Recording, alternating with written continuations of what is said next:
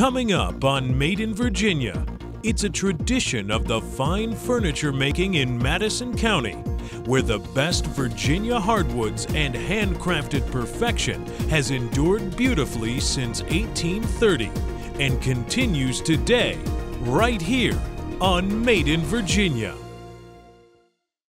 Made in Virginia is brought to you by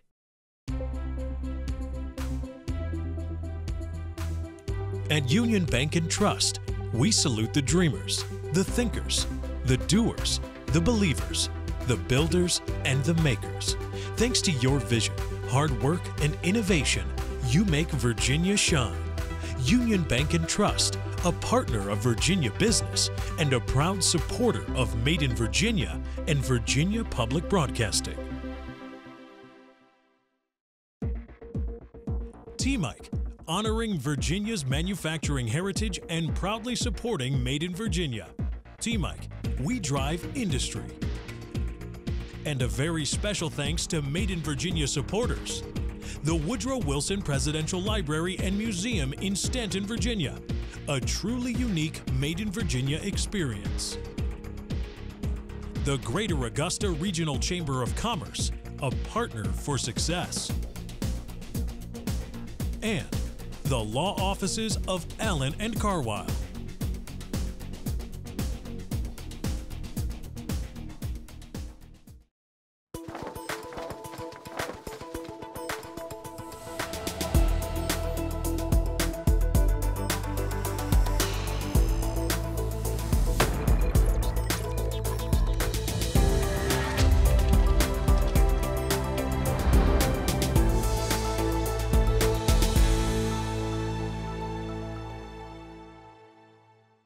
In Virginia, probably more so than any other state in the Union, traditions reign supreme, and nothing is more enduring than a fine piece of handcrafted furniture.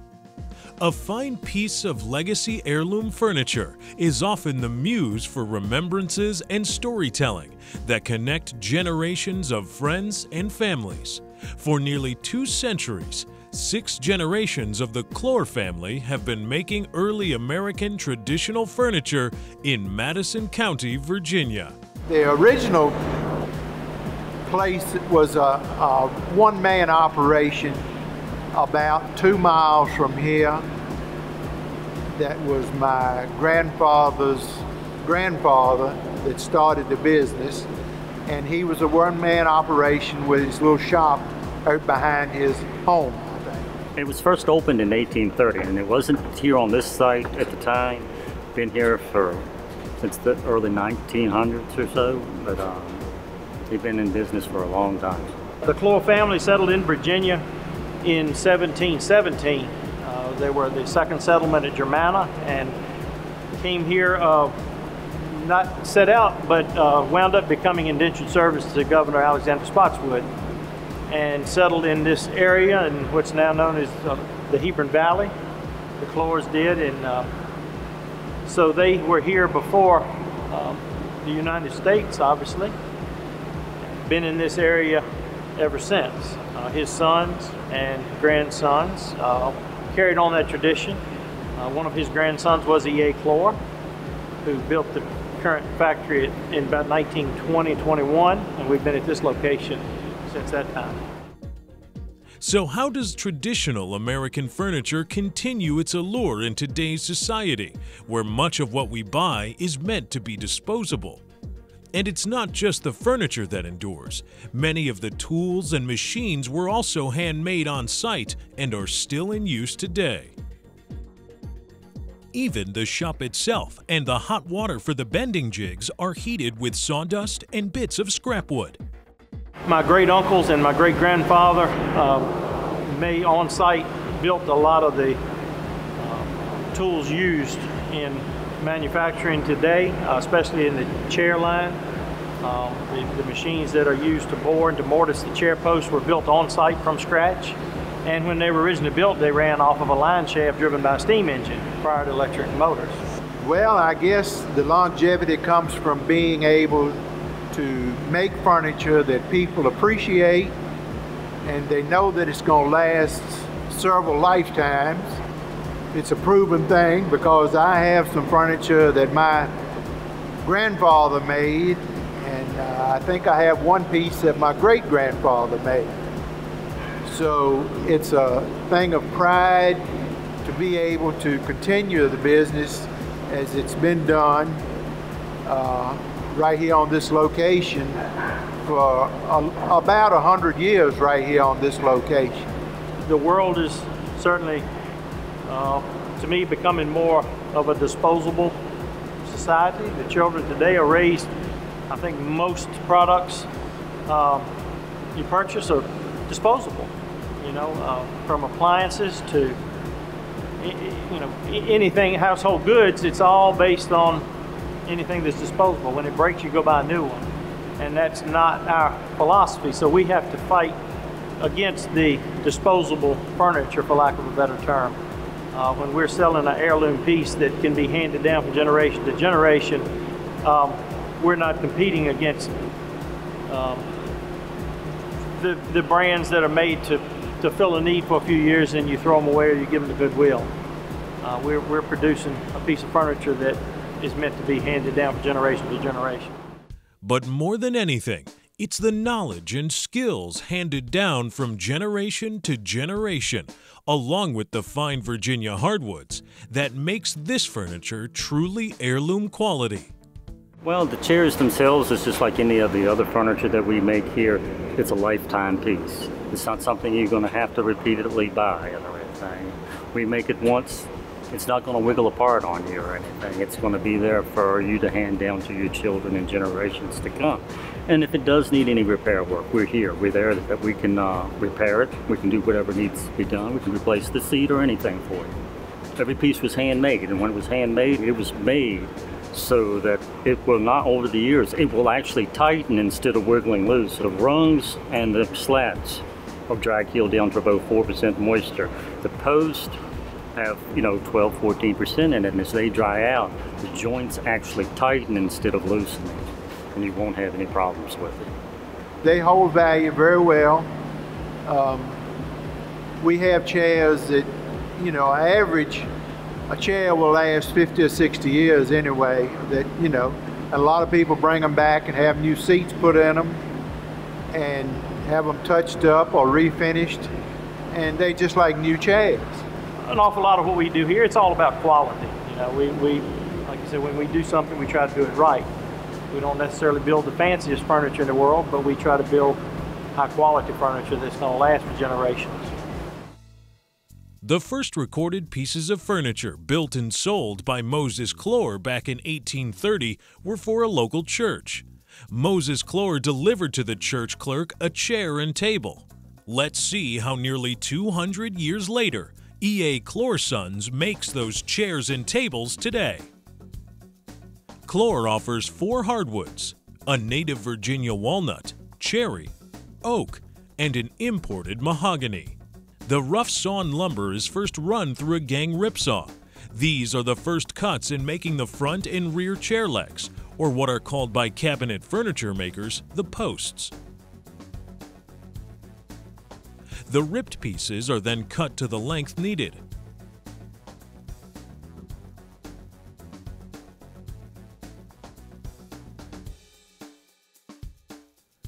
From there, the posts are turned to that perfectly rounded shape, exposing the beautiful grain.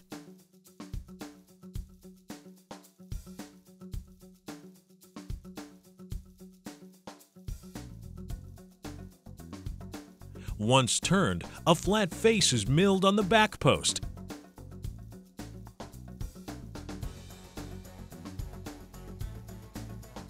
And the top is sliced by a guillotine-type blade that will be rounded later.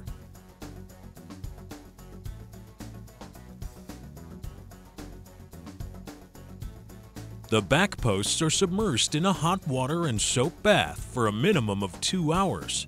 This softens the wood and readies the posts to be placed in the bending jig.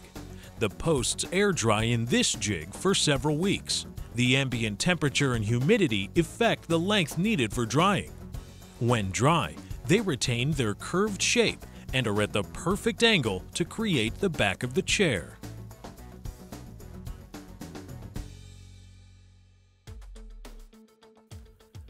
A groove or mortise is cut into the post to accept the fitted end of the 2 slats required for the back of the plane chair. This slot mortise machine is a handmade piece of Clore equipment. The back of the chair, referred to as slats, are steam bent. Here, the bent slats are sanded to fit the slot mortise of the back post.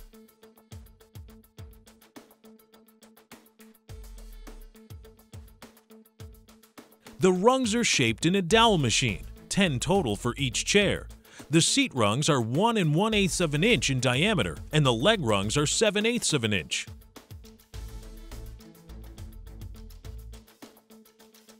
The rounded rungs are cross-cut to length in a rung jig.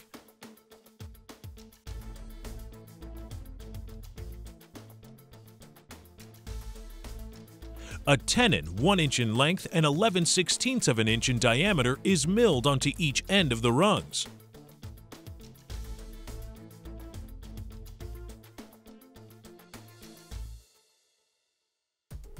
A hole or mortise is bored into the posts to accept the tenon cut on the rungs.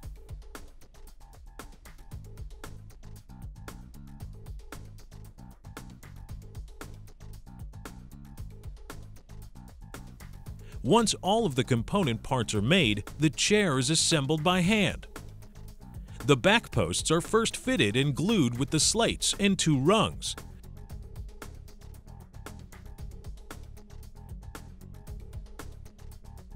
The friction of the precise fit holds the pieces in place.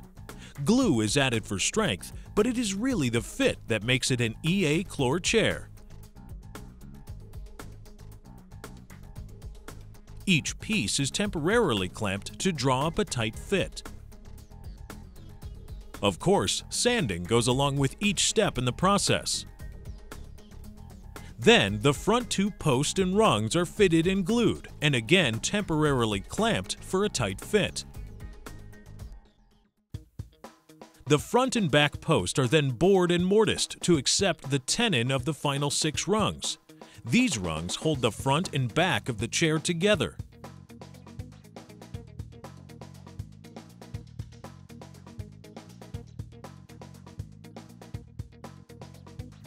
The chair is taking shape.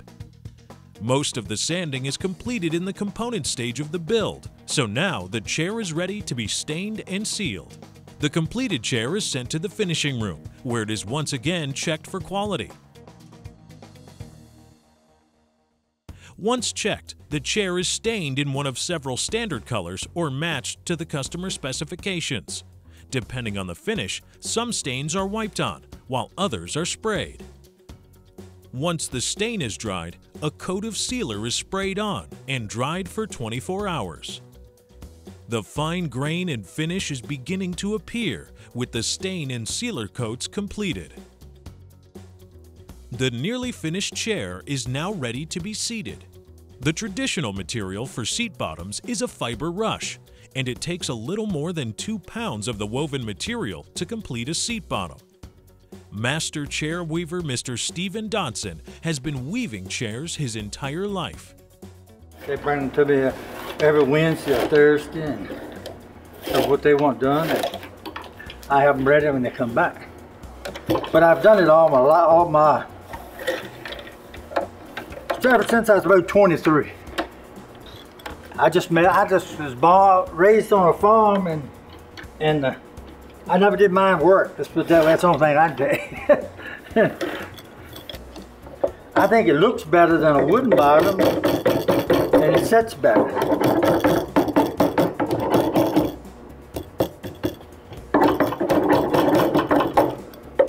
That's my opinion, but somebody else might have a different opinion, but that's what I got in my house. Once the seat bottom is completed, the chair is then sent for the final hand finishing. A coat of lacquer is applied and sanded smooth, and then the final coat of lacquer is applied. And that is how an heirloom quality chair is made in Virginia. Next, just as was first delivered by Clore back in 1830 along with the chair, comes a table. Here, We are going to build a bedside table. Like all EA Clore furniture, the process starts with choosing the right hardwoods. Here, Virginia cherry is chosen. The individual boards for the top are roughly 1 1/8 inches thick. They are cross-cut to the rough length for the bedside table. The top board pieces are joined flat on one side and then planed to a uniform thickness. The two edges are straightened on a ripsaw. The top pieces are glued and clamped on a glue wheel, where they dry for 24 hours.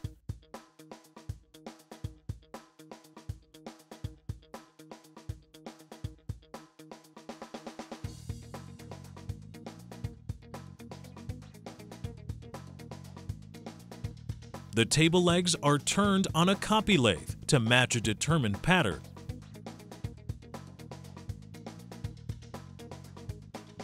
The legs are hand sanded.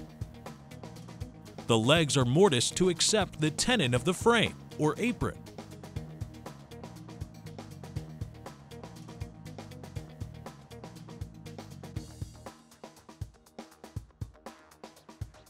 The apron in matching hardwood is cut to size, and a tenon is cut on each end.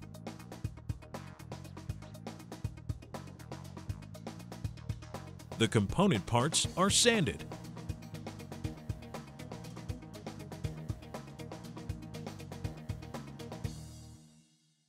The table is assembled.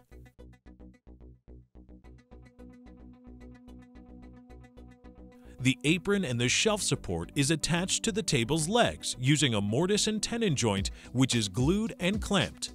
Like all EA Clore furniture, the precision fit and friction is what primarily holds the furniture in place. The glue is added for additional strength.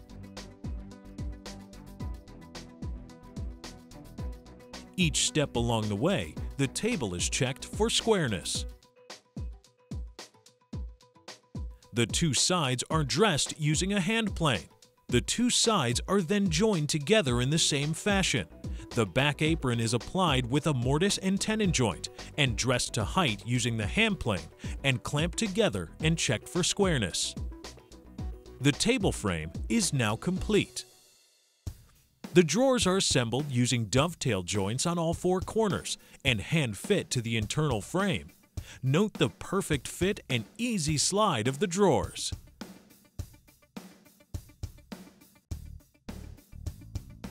The completed top and shelf is attached with screws. The table now undergoes the same sanding and staining process as the chair. And that is how you make an heirloom quality bedside table.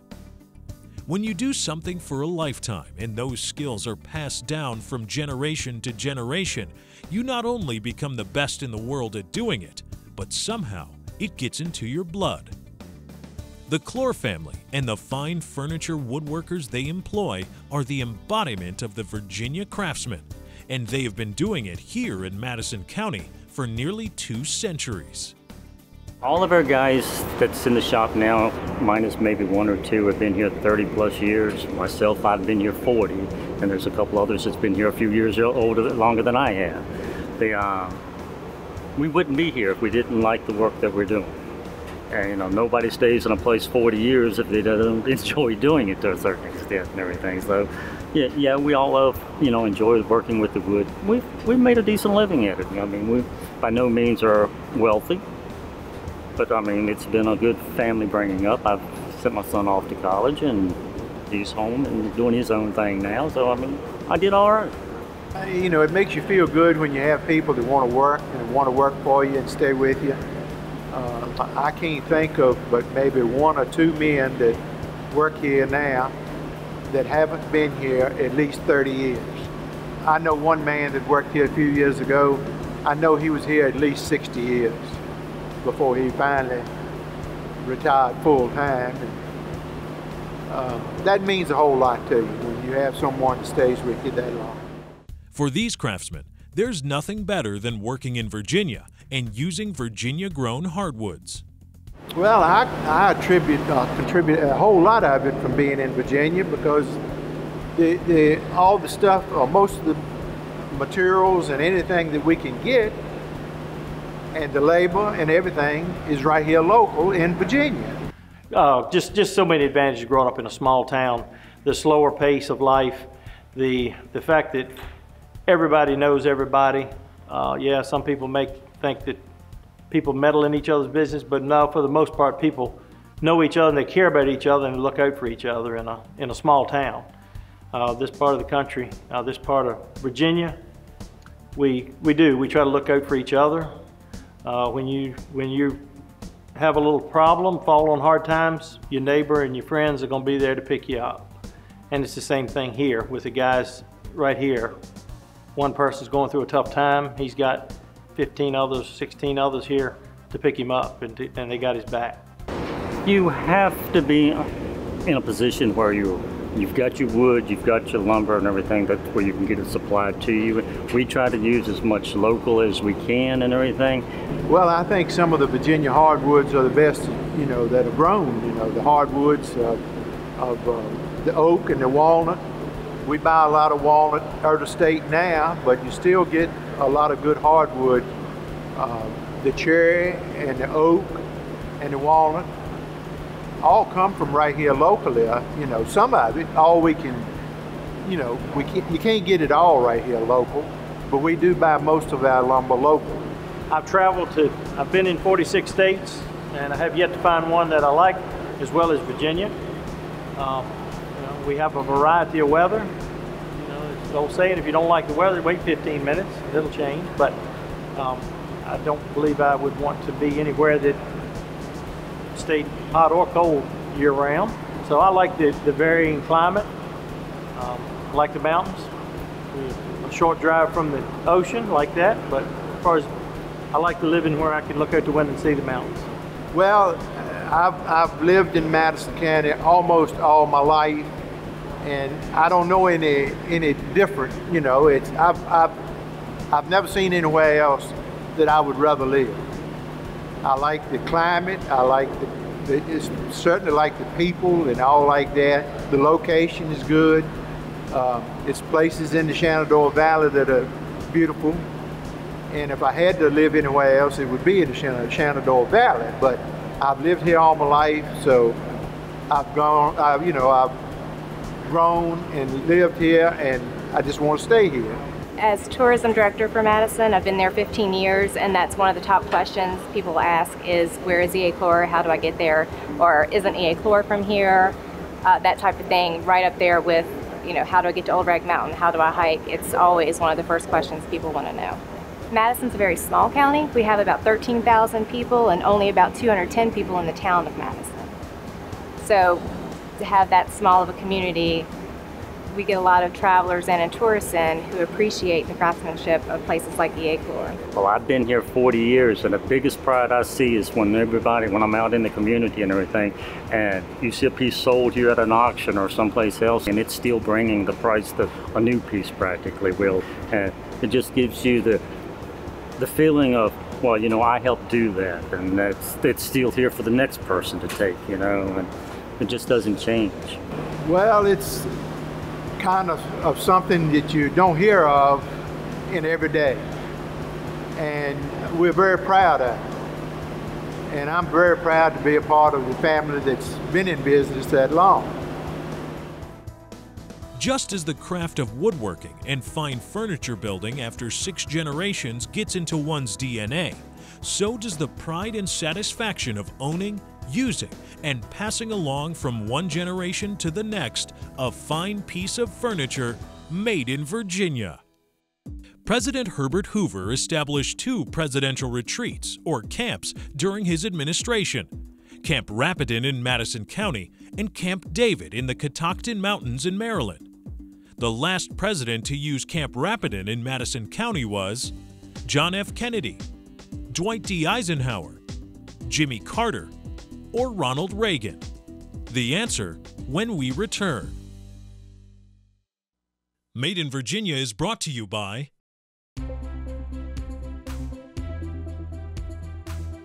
At Union Bank and Trust, we salute the dreamers, the thinkers, the doers, the believers, the builders, and the makers.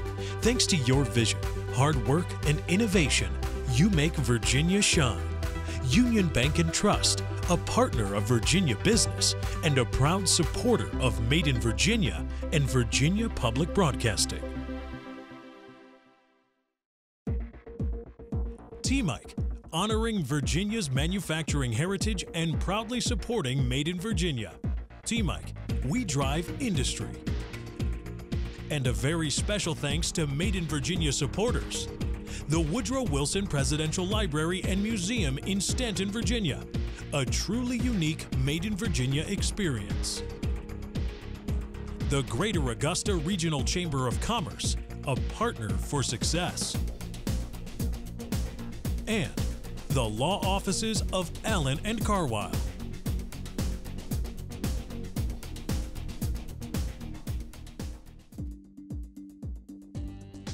The last president to use the Rapidan Camp was C. Jimmy Carter in 1979.